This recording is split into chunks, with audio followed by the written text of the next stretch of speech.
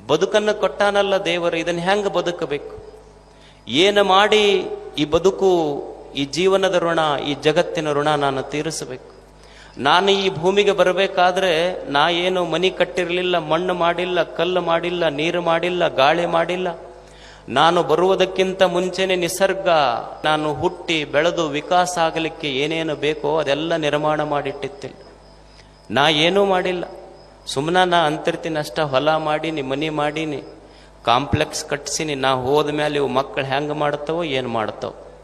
ಅವು ಮಕ್ಕಳು ಅಂತಿರ್ತಾರೆ, ನೀವು ಹೋಗಿ ಮೊದಲು ನಾವು ಹೆಂಗಿರ್ತೀವಿ ನೋಡಿ, ಆಮೇಲೆ ಮಸ್ತ್ ಮಜಾದಾಗಿರ್ತೀವಿ. ಅದ ಕಾಯಕತ್ತೀವಿ, ನೀವು ಹೋಗೋದ ಕಾಯಕತ್ತೀವಿ ನಾವು.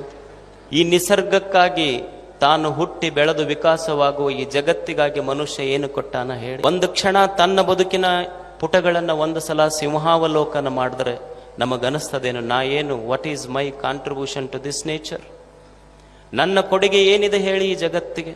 ನಾವು ಸುಮ್ಮನೆ ಸಾಮಾನ್ಯವಾಗಿ ವಿಚಾರ ಮಾಡೋಣ. ನಾವು ನೀರು ತಗೊಳ್ತೇವೆ, ಒಂದು ಹೋಟೆಲಿಗೆ ಹೋಗಿ ಒಂದು ಬಿಸ್ಲೆರಿ ಬಾಟ್ಲಿ ತಗೋತೀವಿ. ಒಂದು ಬಿಸ್ಲೆರಿ ಬಾಟ್ಲಿಯ ಬೆಲೆ 50 ರೂಪಾಯಿ. ಲೀಟರ್ ನೀರು ತಗೊಂಡ್ರೆ 50 ರೂಪಾಯಿ ಕೊಟ್ಟಿವಿ. ಆದರೆ ಈ ಜಗತ್ತಿಗೆಲ್ಲ ಕೆರೆ, ಹಳ್ಳ, ಹೊಳೆಗಳನ್ನು ತುಂಬಿಸಿದ ಭಗವಂತನಿಗೆ ನಾವೇನು ಕೊಟ್ಟಿವಿ ಹೇಳಿ. ಒಂದು ಖಾನಾವಳಿಗೆ ಊಟಕ್ಕೆ ಹೋಗ್ತೇವೆ. ಒಂದು ಖಾನಾವಳಿಗೆ ಊಟಕ್ಕೆ ಹೋದ್ರೆ ಒಂದು ಊಟಕ್ಕೆ 50 ರೂಪಾಯಿ ಕೊಟ್ಟು ಬರ್ತೀವಿ, 100 ರೂಪಾಯಿ ಕೊಟ್ಟು ಬರ್ತೀವಿ. ಆದರೆ ಈ ಜಗತ್ತಿನ ಜೀವಿಗಳಿಗೆಲ್ಲ ಕೋಟಿ ಕೋಟಿ ವರ್ಷಗಳಿಂದ ಹಸಿವಿಲ್ಲದಂಗೆ ಬದುಕಿಸಿದ ದೇವನಿಗೆ ನಾವೇನು ಕೊಟ್ಟಿವಿ ಹೇಳಿ. ಈ ನಿಸರ್ಗಕ್ಕೆ ನಾವೇನು ಕೊಟ್ಟಿವಿ ಹೇಳಿ. ಒಂದು ತಿಂಗಳಾತು ಅಂದ್ರೆ KPTCLನವ್ರು ಬಂದು ನಮ್ಮ ಕರೆಂಟ್ ಬಿಲ್ ತಗೊಳ್ತಾರೆ. ಎಷ್ಟಾತು ಒಂದು ತಿಂಗಳಿಗೆ ಬಿಲ್ ಕಟ್ಟಿ ಹೋಗು ಅಂತ ತಿಳ್ಕೊಂಡು.